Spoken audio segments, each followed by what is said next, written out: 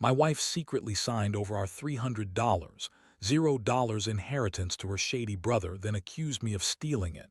Now she's threatening to sue me for half our property, including our family home, after I uncovered her betrayal. Hello everyone. Dear listeners, please share your thoughts in the comments section below. And don't forget to like, share, and subscribe. Now, let's begin the video. Using a throwaway for obvious reasons, with certain specifics modified to preserve anonymity. I never thought I'd be the guy sitting here, writing about how my wife, Emily, turned out to be the biggest liar and cheat I've ever known. Honestly, I thought we had a solid marriage, 2 kids, a nice house, decent jobs. But then, out of nowhere, everything fell apart, and I realized I'd been blind the whole time. It all started when I noticed Emily acting weird. She'd be unusually secretive about her phone, always keeping it face down, even when she was in the bathroom or out of sight. She'd get defensive when I asked her about her day, brushing me off with a quick, "Nothing, just work stuff."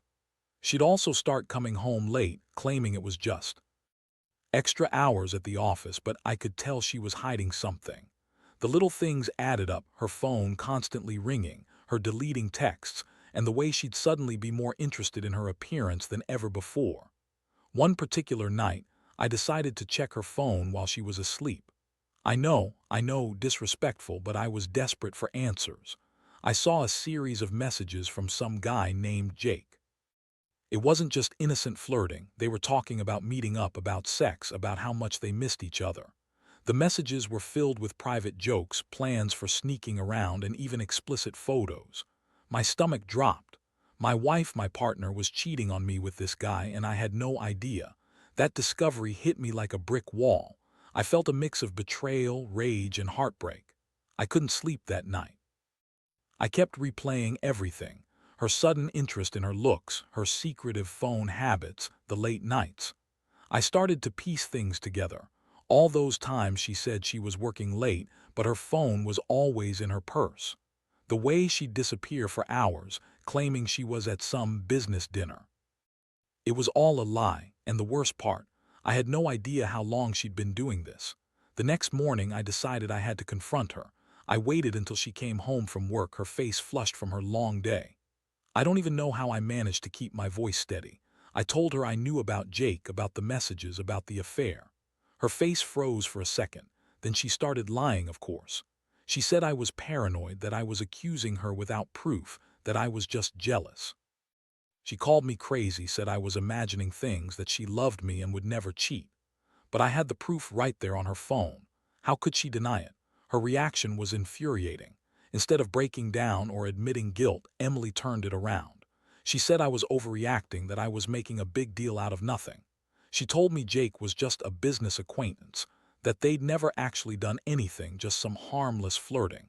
But I knew better. I could see her lying through her teeth. It wasn't about a one-night stand. It was a full-blown affair, and she was caught red-handed. That moment crushed me. I felt like I'd been hit by a truck. All those years of trust gone in an instant. I was angry, yes, but mostly devastated. How could she do this to me, to our family? I felt betrayed, not just by her but also by my own blindness. I started questioning everything: our marriage, her love, my own judgment. It was like my world had flipped upside down overnight. From that point on, everything changed. I couldn't look at her the same way. Every time she tried to deny it, I felt more disgusted. I knew I had to do something, but I didn't know what. Do I confront her further? Do I just leave? I felt lost, trapped between my love for her and the overwhelming sense of betrayal. All I knew was that this wasn't going to end quietly. The truth had come out, and now I had to figure out what to do next. After I found out about the affair, everything else in my life felt like it was crashing down around me. I couldn't focus at work. My mind kept replaying that moment. I confronted Emily, her lying face, her dismissive tone. I wanted to believe her at first, to think maybe I was overreacting, but the evidence was right there. Those texts, those pictures. No one can deny what's right in front of their face. Emily was trying to spin it, of course. She said Jake was just a coworker, that they'd met once or twice at some conference, and that I was reading too much into it. But I knew better. I saw her sneaking around, lying about where she was, and the way she was acting was a dead giveaway. She'd become more bitchy, more defensive, snapping at me over small things. It was like she was trying to push me away, to hide what she was doing. The real shocker came a few days after the confrontation. I started digging into her phone, her emails, anything I could get my hands on. That's when I stumbled across something even more shocking, a secret bank account, one she'd never mentioned, with a balance of over $300, $0. Turns out, Emily had secretly signed over our inheritance, money we'd gotten from my parents' estate, to her shady brother, Mark. She'd done it behind my back without telling me, and I found out she'd been doing it for months. I couldn't believe it. I had trusted her completely with that inheritance, with our future. We talked about saving it, investing, planning for the kids' college, but she'd been secretly funneling that money to her brother, who's always been sketchy, always involved in some shady business. She told me she did it because Mark needed help, but I knew that wasn't the real reason. She'd lied to me from the start. She'd betrayed me in the worst way possible. The more I uncovered, the angrier I got. I felt like I'd been played for a fool. I thought about all the times she'd been bitchy, dismissive, and how she'd lied about everything. She had been planning this betrayal for who knows how long. I realized that her affair was just part of a bigger picture. She'd been manipulating and lying the entire time. I couldn't wrap my head around how someone I loved could do something so calculated, so cold. Then I found out what she had done with the inheritance. She signed over the entire $300, $0 to her brother, without telling me, and then she turned around and accused me of stealing it. She claimed I was secretly trying to take the money, that I was after her inheritance, even though she'd been the one betraying us. I felt like I was living in some bad soap opera.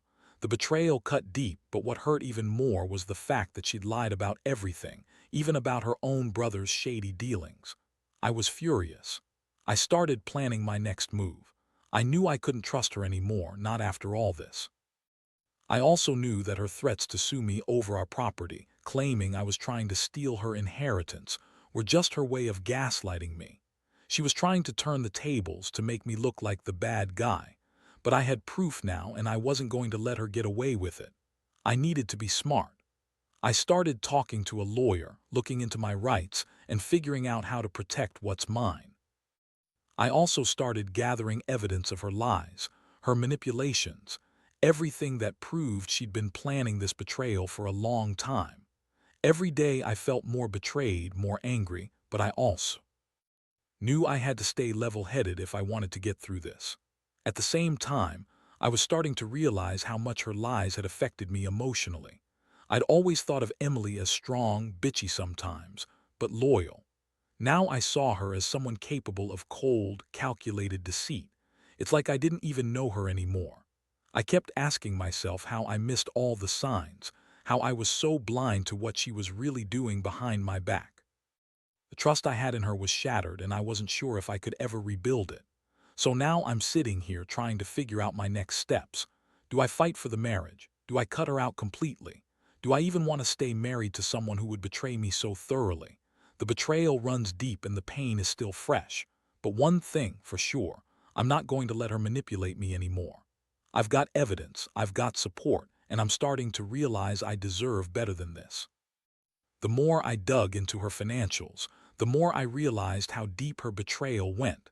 It wasn't just the affair or the secret signing over of our inheritance, it was everything. Emily had been lying about her entire life with me. She told me she was working late, that she needed extra hours to make ends meet, but in reality she was funneling money to her brother Mark, who's always been a shady character. She'd hidden assets, lied about her whereabouts, and played me like a fool for months. I started thinking about the implications. That inheritance was supposed to secure our future, college funds for the kids, a safety net for emergencies. Instead, she'd given it all to her brother, who's been involved in some questionable deals. I couldn't believe I'd been so naive. I'd trusted her with everything, and she'd repaid that trust with lies and betrayal. The betrayal was so layered, so calculated, that it made my stomach turn. But what really pushed me over the edge was the way she was trying to manipulate me after I uncovered her. Emily's bitchy attitude turned even worse. She'd throw tantrums, accuse me of being paranoid, say I was jealous or insecure. She'd call me controlling when I started asking questions, but I knew the truth. I'd seen her texts, her emails, her bank statements. She was the one controlling, lying, scheming. I realized she'd been planning this for a long time, probably since the day we got married. One night she came home late again, smelling of perfume I didn't recognize. When I confronted her, she snapped at me, trying to turn everything around. "You're just jealous," she spat. "You're insecure because I'm better looking than any of those women you think I cheat with." That's when I snapped. I told her I knew about the affair, about the money, about everything. Her face went pale for a second, then she started crying, fake tears streaming down her face. She said she loved me, that it was just a mistake, that she was sorry. Sorry. Sorry doesn't cut it when you've betrayed someone so deeply. I felt a tsunami of emotions, anger, sadness, disbelief. I was furious at her lies, but I also felt a profound sadness because I loved her, or at least I thought I did. I kept asking myself how she could be so selfish, so manipulative. How could she risk everything we built together for some shady dealings with her brother? I was starting to see her as someone who would do anything for money, even if it meant destroying her own family. That realization made me sick to my stomach. At the same time, I was trying to keep my head clear. I knew I needed to protect myself legally. I contacted a lawyer who specialized in family law and financial disputes. I explained everything: the affair, the secret inheritance transfer, her threats to sue me over property. My lawyer said I had a strong case, especially since I had proof of her lying and the illegal signing of our inheritance. She'd committed fraud, and I wasn't going to let her get away with it. But I also knew that confronting her legally wasn't going to be easy. Emily was a bitch when she was cornered. She'd always been bitchy, but now her bitchiness turned into outright hostility. She started threatening me, saying she'd sue for half the property, including the house.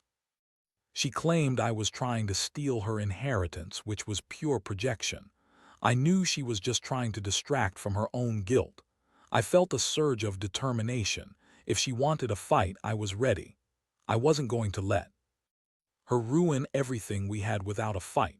In the middle of all this chaos, I had to keep my emotions in check. I felt betrayed, devastated, and angry, but I also knew I had to be smart. I started documenting everything: screenshots of her texts, copies of bank statements, and notes about her behavior.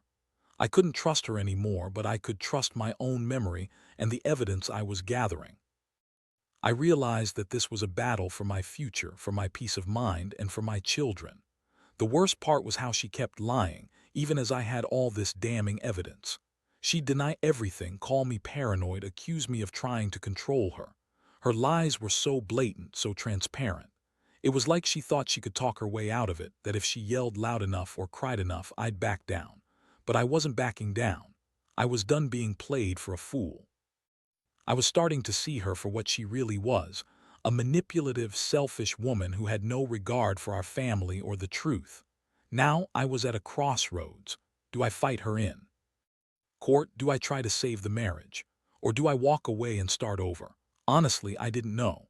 All I knew was that I'd been betrayed on a level I never thought possible, and I had to figure out how to pick up the pieces. Whatever I decided, I was done being naive.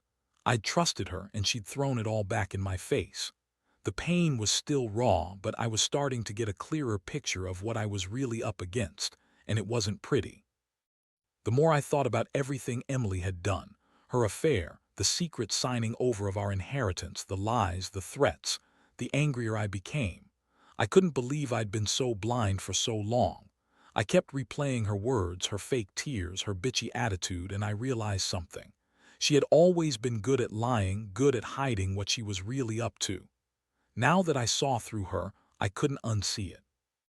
I started talking to a lawyer seriously, trying to understand my rights and what I could do to protect what was mine.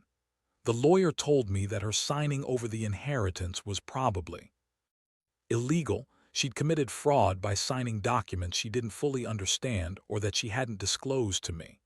I also had proof that she'd been lying about her dealings with her brother Mark and that she was trying to hide assets.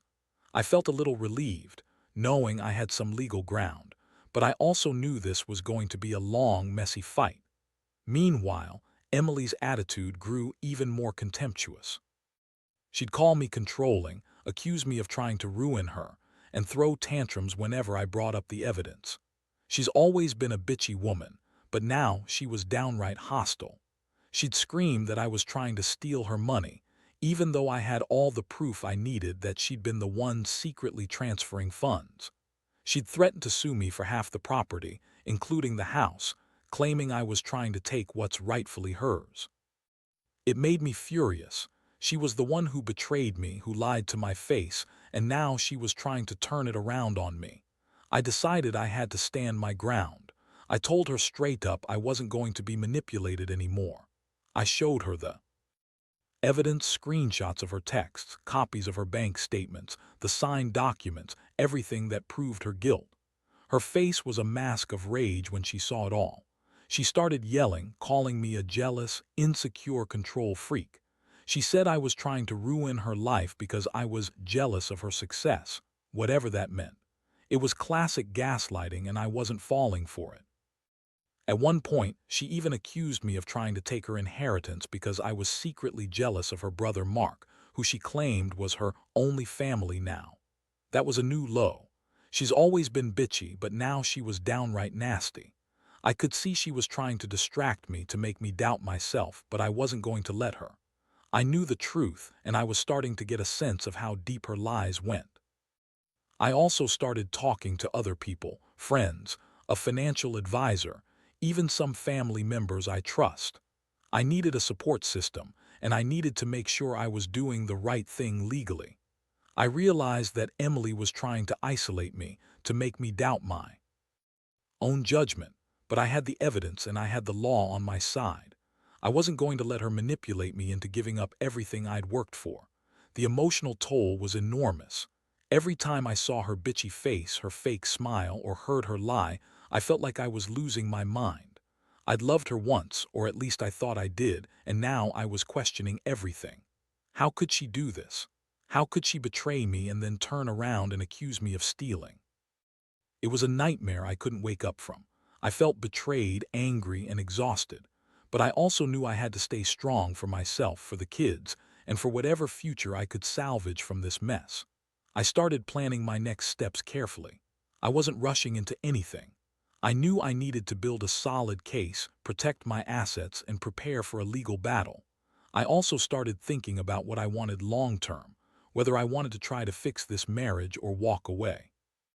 Honestly, it was hard to see a way forward when someone you trusted so completely turns out to be so dishonest, but I was determined not to let her win, not after everything she'd done. Deep down, I knew this was just the beginning of a long fight. I had the proof, I had the law, and I had the clarity I needed to move forward. But inside, I was broken. Betrayal cuts deep, and I was just starting to realize how much of myself I'd lost in all of this. Still, I was ready to face whatever came next, because I wasn't going to let her destroy everything we built without a fight. The legal process moved faster than I expected, probably because I had all the evidence laid out clearly. Once I handed everything over to my lawyer, screenshots, bank statements, signed documents, and my detailed timeline, things escalated quickly. Emily's threats to sue me for half the property, including the house, became just noise. I knew I had ground to stand on, especially since her signing over the inheritance was illegal and done without my consent. She kept trying to gaslight me, claiming I was trying to control her, accuse me of being paranoid, and insisting I was jealous of her brother Mark. That bitchy attitude she'd always had turned into outright hostility. She'd call me insecure, possessive, and controlling whenever I brought up the evidence or questioned her motives, but I wasn't buying her lies anymore. I saw through her manipulations. I knew she was trying to distract me to make me doubt myself, but I was too far gone into the truth to be swayed. One day she exploded. She threw a tantrum in front of the kids, yelling that I was ruining her life, trying to take everything from her. She accused me of being a jealous control freak who couldn't handle her success. It was all projection. I realized that her bitchiness was just her way of trying to hold on to her lies, her secrets, her control over the situation. But I wasn't letting her manipulate me anymore. I stood my ground and told her I was done playing her game. Meanwhile, the court process was unfolding. My lawyer filed the necessary paperwork to challenge her signing over the inheritance, proving it was fraudulent. We also filed for a protective order to prevent her from selling or hiding assets further. I knew she was going to fight dirty, but I had the law on my side. I also started preparing for a possible divorce. I didn't want to be with someone who lied, cheated, and manipulated me for her own gain. Her reaction was predictable. She refused to cooperate, refused to admit she'd done anything wrong. She kept insisting she loved me, that it was all a mistake, that I was overreacting. But her words sounded hollow now. I could see the lies behind her eyes. The woman I thought I knew was gone, replaced by someone cold and calculating. I felt a strange mix of relief and sadness. Relief that I was finally taking control, and sadness because I'd lost the woman I once loved. The emotional toll was brutal. I'd go from feeling furious to feeling numb, then back again. Every day was a roller coaster of feelings. I'd cry, I'd get angry, then I'd feel guilty for feeling so angry. I kept reminding myself that I deserved better, deserved honesty, respect, and loyalty. I couldn't believe she'd turned into this person, someone capable of lying and betraying her own family for money and some affair. It made me question everything about our marriage, about the woman I'd trusted for so long. Throughout it all, I kept thinking about the future. I realized I was ready to walk away if it came to that. I didn't want to live in a lie anymore, and I refused to let her control the narrative. I wanted peace, stability, and honesty, things she had clearly shown she was incapable of giving. I also thought about my kids. I didn't want them growing up thinking this kind of betrayal was normal. I knew I had to be the one to protect them from her lies and manipulations, even if it meant ending everything we'd built. So I kept fighting. I stayed calm, collected, and focused. I kept gathering evidence, working with my lawyer, and making plans. I knew this was going to be a long, ugly battle, but I was ready. I'd been betrayed on every level, but I refused to let her destroy me or our family. I had to remember what mattered: my integrity, my safety, and giving my kids a life free of lies. Whatever the outcome, I knew I'd come out of this stronger. She had her bitchy attitude, her manipulations, her lies. But I had the truth, and I was finally standing up for myself. The court date finally arrived after months of legal battles, and I felt a strange mixture of exhaustion and relief. I'd spent so much time gathering evidence, preparing my case, and trying to keep my emotions in check that I barely recognized myself anymore. Emily, of course, was still her bitchy, manipulative self. She showed up with her usual smirk, trying to look innocent but failing miserably. Her threats to sue me for half the property, including the house, had only gotten louder, but I knew I had everything I needed to counter her claims. When the judge called us into the courtroom, I looked over at Emily and saw that her confidence was starting to crack. She knew she'd been caught, and now she was desperately trying to spin her lies one last time. But I was ready. The evidence was irrefutable: her secret bank account, the forged signatures, the texts, the emails. I'd even brought in witnesses who saw her behavior and knew about her affair. The judge listened carefully as my lawyer laid out the case, showing every piece of damning proof I had collected. Emily's bitchiness turned into outright panic as she realized she was losing control. She started yelling, accusing everyone in the courtroom of conspiring against her, calling me a jealous, controlling husband who just wanted to ruin her life. But her words sounded hollow now. The judge looked unimpressed. After hearing both sides, the judge made a clear ruling. Emily's signing over the inheritance was fraudulent, and she had no legal claim to the property or the money. The court ordered her to return the funds she had secretly transferred and to pay damages for her fraudulent actions. In the end, I was awarded the house, the inheritance, and full custody of the kids. Emily's threats to sue me for half the property were dismissed outright. She was furious, screaming and crying as she realized she'd lost everything she'd tried to manipulate her way into. She called me every name in the book, but I didn't care. I finally felt a sense of victory, one that came from knowing I stood my ground and fought for what was right. Walking out of that courtroom, I felt a weight lift off my shoulders. The betrayal still stung, but I was finally free from her lies and manipulations. I knew I'd need time to heal, too. Rebuild trust in myself and in the future I wanted for my kids. But I also knew I'd come out of this stronger, more cautious, more aware of what real loyalty and honesty meant. Looking back, I learned a lot from this nightmare. Trust is fragile and betrayal cuts deep. But sometimes the only way to heal is to face the truth head-on, no matter how ugly it is. I realized I deserve honesty, respect, and someone who genuinely cares, not just about money or appearances, but about building something real. I hope anyone reading this who's going through something similar knows that it's okay to walk away from lies, to fight for your rights, and to demand the truth.